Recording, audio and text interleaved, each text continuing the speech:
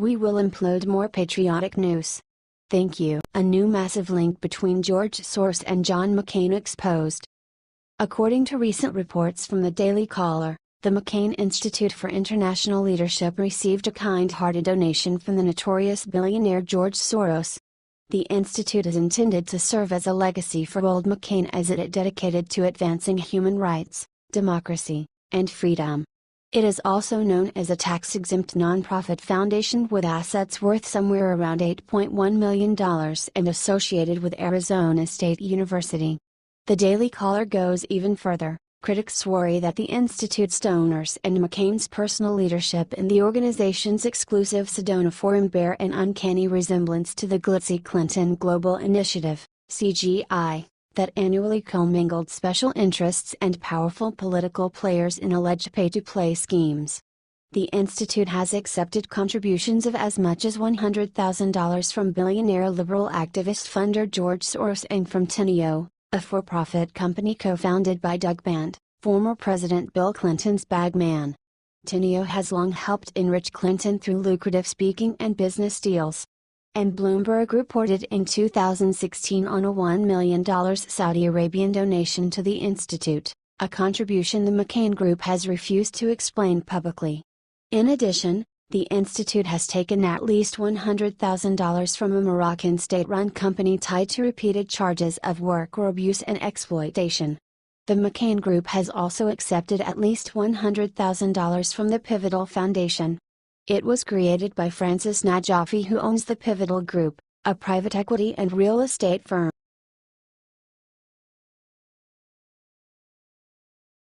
Sarah Palin has upped the ante in her defamation lawsuit, gotten it freaking out. The New York Times picked the wrong woman to mess with. Sarah Palin is not taking any prisoner in the fight with the famous media network. The team of lawyers of Palin is considering to subpoena 23 NIT staffers in the defamation lawsuit and has called for every internal communication it has had about the former vice presidential candidate since 2011. As an armed man shot at Steve Scalise and other Republican legislators, the New York Times posted a report which accused Sarah Palin of being a mastermind behind a similar attack on Representative Gabby Giffords back in 2011. In one part of the editorial, it was written, "At the time of the attack on Giffords, we and others were sharply critical of the heated political rhetoric on the right." Before the shooting, Sarah Palin's Political Action Committee circulated a map that showed the targeted electoral districts of Ms. Giffords and 19 other Democrats under stylized crosshairs.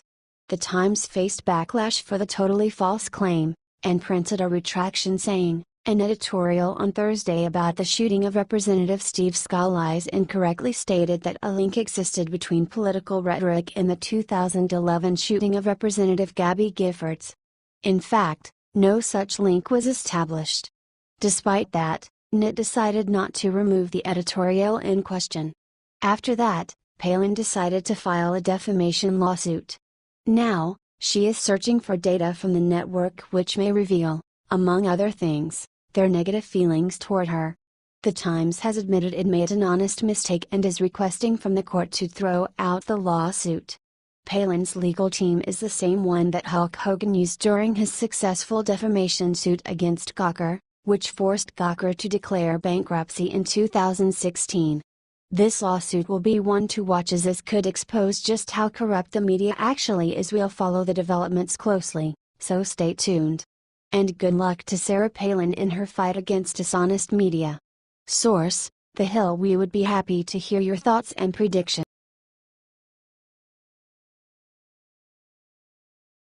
Huge scandal erupts on top Democrat, even her fellow liberals are asking for her resignation. It is highly possible to appear that the whole conspired Russian interference with Trump's campaign is nothing more but an instance of the Democrats having an attempt to create a scandal before their own broke on the news. And apparently, a lot of other Democrats will be facing the bad sort of publicity in the near future. Debbie Wasserman Schultz, Congresswoman and ex-DNC chair, is in the middle of a scandal which may hurt a lot of Democrats as well as her. One of her IT staffers was earlier arrested while trying to leave the states and is suspected of committing bank fraud. He, with the help of his family, worked for other Democrat legislators who are also in danger of getting caught in this web. Also, the IT staffer might get in way bigger troubles than being charged for bank fraud. Debbie went through a lot recently. First, she lost her position in the DNC, and now, Republicans and which is more, even a fellow Democrat is asking her to resign. With the arrest of her longtime information technology staffer this week as he tried to leave the country, U.S. Representative Debbie Wasserman Schultz, D. Weston, is drawing fire from the left and the right. Tim Canova, the liberal law professor who challenged Wasserman Schultz in a 2016 Democratic primary and has filed to run against her again in 2018, noted the arrest of Imran Awan in a fundraising letter sent Tuesday night. He accused Wasserman Schultz, who kept Awan on her payroll after he was barred from the House computer system in February, of trying to obstruct the investigation of Awan and others. I have also been calling on Wasserman Schultz to resign from her House seat, and I have pointed out the obvious, that as long as she's in public life, the Democratic Party will flounder and the people of South Florida will be ill-served in Congress, Canova wrote in the fundraising pitch. It's obvious that there is far more going on here than one congresswoman's IT aide playing it fast and loose with some bank transactions. Parties are trying desperately to hide something. Smashed hard drives were seized from this IT staffer's residence by the FBI, and she has been desperate to keep a personal laptop out of the hands of law enforcement personnel.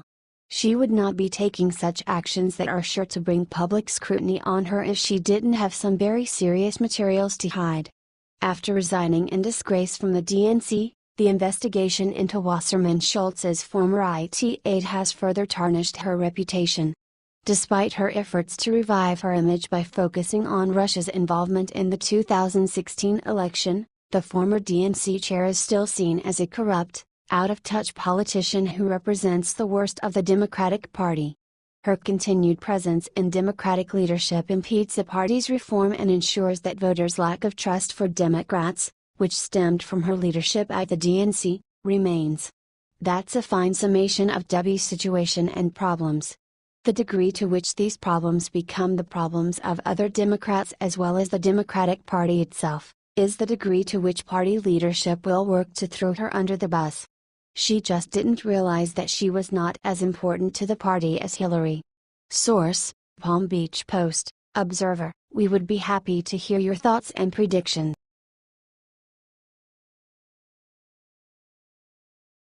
If you're a man, prepare to pay this special tax at certain businesses. Here's sick reason why. The left is at it again, and this time it is the feminists that are leading the charge of virtue signaling. Over the last several of years, we have heard these third-wave feminists scream that they are oppressed, white males are ruining their lives, and of course, the mythical gender pay gap. These women believe that men are paid more than women, and that is an injustice that needs to be rectified. So, one restaurant that island run by a group of angry male-hating women has come up with a way to teach men about their privilege, and it is sick. The left is always finding new ways to impose their insane ideas on others, and sometimes it is hard to tell when they are serious or not. Feminists especially are always banging the drum of oppression and privilege in their misguided effort to destroy white males. These hairy-legged women are always shouting about racism, sexism, and they are triggered about everything. Which is why one group of angry ladies have decided to tax men more in their establishment to protest the gender pay gap. Reactions: GIF, find and share on Jiffy. A cafe owner in Australia has implemented a man tax and allows women to have priority seating over men. The owner of the cafe believes that women have been discriminated against, and the only way to fix that is to discriminate against men. Insane, right? Alex's cafe charges men more because of the mythical gender pay gap. Here is more from Mirror. A cafe owner has explained why she charges men more than women and allows ladies priority seating. Alex O'Brien, who owns Handsome Her, a vegan cafe in Melbourne, Australia, says she gives female customers a better deal to raise awareness of the gender pay gap. It's been dubbed the man tax. Alex says her restaurant is for women, by women. Though men are very welcome, and, significantly, the surcharge isn't compulsory. It's in operation for 1 week per month. Alex says that so far, no male customers have failed to cough up the additional charge, which works out as an 18% markup. She wants to start a conversation over the issue of gender equality in the workplace. Dare we mention the BBC? If men don't want to pay it, we're not going to kick them out the door. It's just an opportunity to do some good, says Alex. Patrons of the vegan cafe, which doesn't use disposable coffee cups and serves a 100% plant-based menu, appear supportive of the idea. One customer told 7 News in Melbourne, "I think it's fair if you think about the world and the gender inequality that we have." Another said, "I think it's a brilliant idea because I don't think many people actually know the actual gap." Alex describes herself as a feminist, not the fun kind, and added, "We're bringing it, the gender pay gap, to the forefront of people's minds. I like that it is making men stop and question their privilege a little bit." One of my friends who works for a not-for-profit women's service was talking about the pay gap and I thought it was a good idea, so we decided that 1 week every month we would charge men an 18% premium, which we will donate. All proceeds taken from the premium go to women's charities.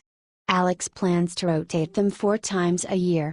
In August, the earnings will go to an organization called Elizabeth Morgan House, which helps Aboriginal women and children. Of course, there are plenty of women that are on board with this, but there are many that are opposed to it as well.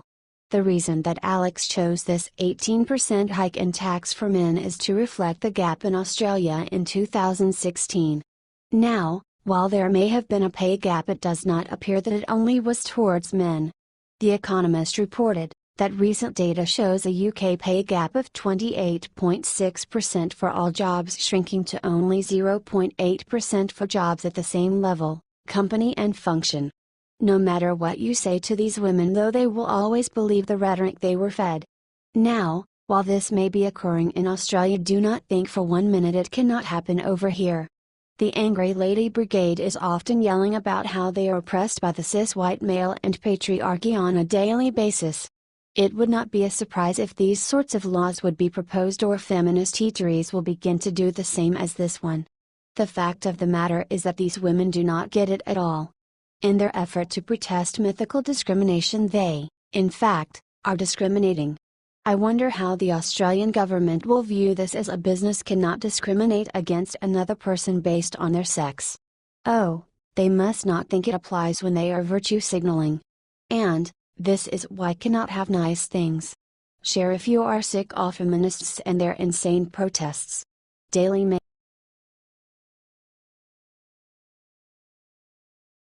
Democrat Senator insults Trump, immediately regrets decision. President Trump uses his 17-day vacation currently, but the war between him and the lies coming from the liberal mainstream media does not stop. Conservative Tribune reported that Trump slammed Democrat Connecticut Senator Richard Blumenthal on Monday after he incompetently suggested on CNN that the president's administration has weaponized the investigations into the leaks of classified information against the Trump White House. Blumenthal suggested to CNN's Brianna Keilar that the Trump administration's determination to identify officials leaking classified information to the media wasn't smart, given it politicized the Justice Department. The Hillary Clinton supporter also suggested that Special Counselor Robert Mueller may be onto crimes committed during the 2016 presidential election, given his decision to impanel a grand jury last week. Impaneling the grand jury shows that Bob Mueller is pursuing this potential wrongdoing by the Russians, the attack on our democracy, seriously and diligently, and there is no minimizing or underestimating that attack by the Russians, Blumenthal said. It was purposeful and relentless, and it involved propaganda and hacking into our voting machines, or at least an attempt to do it, and potential collusion by the Trump campaign and then obstruction of justice. That investigation must be pursued. Using his social media prowess to fight back against Blumenthal's insults, Trump reminded his millions of followers that the Clinton supporter lied about serving in the Vietnam War.